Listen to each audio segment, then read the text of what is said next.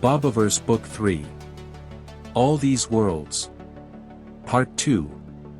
On Eden, Archimedes is kidnapped. Bob quickly rallies the others, and they chase the group down. When they arrive, it is Fred and his gang who have kidnapped Archimedes. As Fred tries to gloat, Archimedes' son Buster shoots him in the chest with an arrow.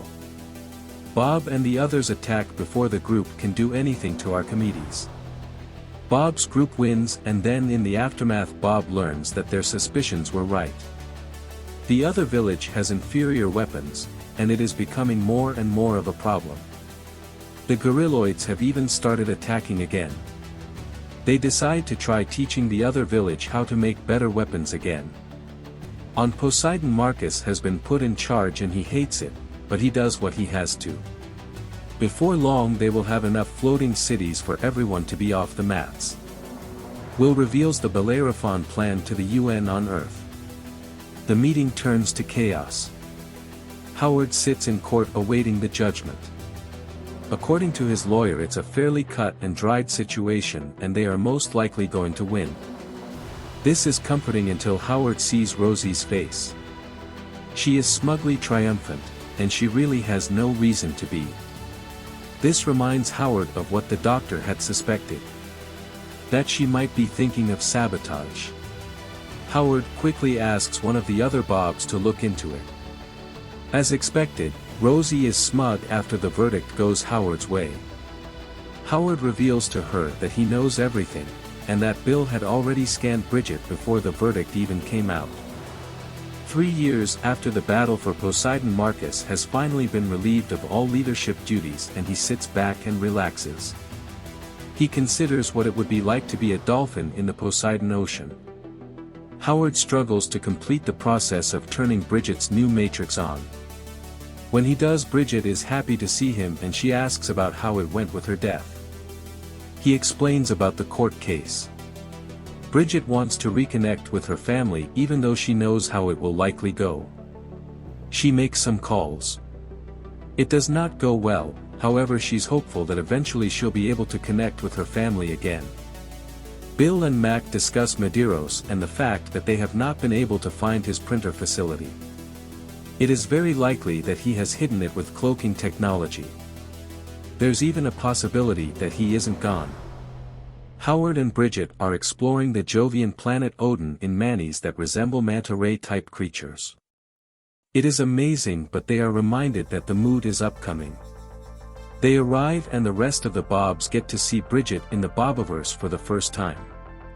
A stunned silence grips the room for a while before Howard cracks a joke and the Bobs go back to normal again. Fortunately, this is when the moot begins, and attention is taken off Bridget for now. She meets the Australian Henry, and they have a pleasant conversation. Neither one of them wants to replicate in the same way that Bob has done. The Pav finally arrived at their new planet, though the Bobs decide to get things ready well in advance of decanting the Pav. Howard shows Bridget a design for a city that will float in Odin's atmosphere. His idea being that if things go badly with the others, they could use cities like these on gas giants in order to hide from the others. Will is worried about the fact that they've seen no activity from the others.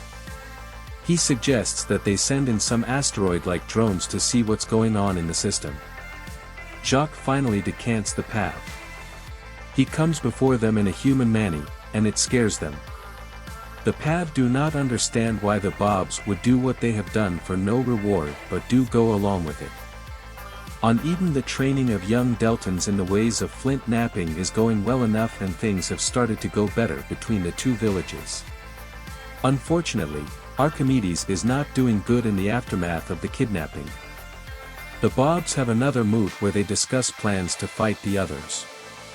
They figure they can field about 500 Bobs with Dreadnought-class ships.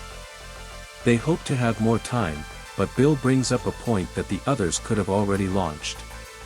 The Bobs have been monitoring the path to Earth, but the others don't necessarily have to take a direct route. They could have just as easily gone the opposite direction and taken a long curve around. It is an unsettling possibility. On Earth, the humans become entirely dependent on the farming donuts after their crops fail. Unfortunately, they don't have enough food production to support the entire human population. Will goes to see Justin, the last of his human relatives that he keeps in contact with. It's very hard for him to see another one of his loved ones getting old and near death. Howard and Bridget work to get the new floating city Rivendell to float in Odin's atmosphere. Howard and Bridget are exploring the city and enjoying the views when a male blimp attaches itself to the floating city. Will discovers evidence that the others are indeed headed for Earth and that Neil was right about them taking a long route. They soon discover that there are over 100 ships the size of the Bellerophon. Unfortunately, the others will probably have far more fighters than the Bobs. Herschel and Neil arrive in the Sol system. Unfortunately, they do not have enough stasis pods built for all of the humans on Earth, and there is not enough time to build more. They are going to have to pick who lives and who dies, and the Bobs do not know how they can live with making such decisions. Bridget is surprised when her son Howie invites her to his wedding. There is still tension in the family, but Howie wants his children to know their grandmother. The Bobs launch their first attack. It is meant to be a surprise attack, but the others manage to detect it. Fortunately, they still take out quite a few ships with the attack. On Eden, Bob has to come to grips with the fact that Archimedes is dying, and Archimedes is ready to die. On the Jovian planet Odin, people have started to move into the floating cities that Howard and Bridget created. Quite a few people from the Clown Car planet are willing to move because Clown Car planet has a very strange ecology that is hard to deal with. Bridget brings up the innumerable orphans that have accumulated on the various human colonies due to the dangerous nature of living in alien environments. Howard knows that eventually he's going to end up being an adoptive father despite his misgivings. Howard and will discuss what they will do in order to get the people onto the Bellerophon. Unfortunately, they are still uncomfortable with the idea of leaving people behind, but they have no choice. Neil happens to mention that they could practically land the Bellerophon with the amount of mover plates they have. Suddenly Howard gets an idea and has to confirm whether the Bellerophon could enter Earth's atmosphere without issue. After making the decision, Howard guides the Bellerophon into Earth's atmosphere. They open the Bellerophon's doors, allowing air in. Now all they have to do is load up all of the humans and they can survive inside without needing stasis pods. Unfortunately, as they load, people, issues still arise and a few people even die getting onto the transports. After the others use their super scut ping, they can detect almost anything.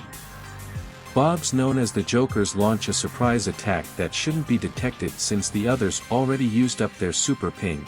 However, the others are able to use a second super ping much earlier than expected. The surprise is lost. The closer Bobs attack again and about a third of the others' force is destroyed, however most of their tricks have been used. Back on the Bellerophon, Howard and Neil are having issues with toilets in zero gravity. They are warned that the others are probably going to make it through. They are going to be cutting it very close, getting people off planet before the others are in range to sterilize it with gamma radiation. The death asteroids start trying to zap the Earth and the Bobs must concentrate fire on them to prevent them hitting the Bellerophon, for if the Bellerophon is hit it'll all be for nothing. They manage to stop the death asteroids, but the battle is far from over. As soon as the transports are on the Bellerophon, Howard punches it. He manages to avoid a zap. Unfortunately, another zap hits the Earth directly over Cuba, where there is an enclave of 150,000 people. They continue and get all remaining humans on Earth off the planet. The Bobs continue their attack on the others. They throw everything they have, and fortunately the others make a mistake that results in another third of their force being destroyed. The others are forced to regroup. The only thing the Bobs have left is the Joker's attack that is still coming, but their element of surprise is completely lost and won't make much difference. Will realizes that if they detonate the nukes at light speed, the Doppler effect will increase the radiation massively, and if they do it right, it will completely take out the others. He gives the order, and the Jokers fire their nukes. The cone of radiation is so large that it takes out 50 of the Bob's vessels as well. The Bobs won. Back on Eden, Bob tries to wake Archimedes, but he will not wake. Once the funeral is over, Bob leaves the village.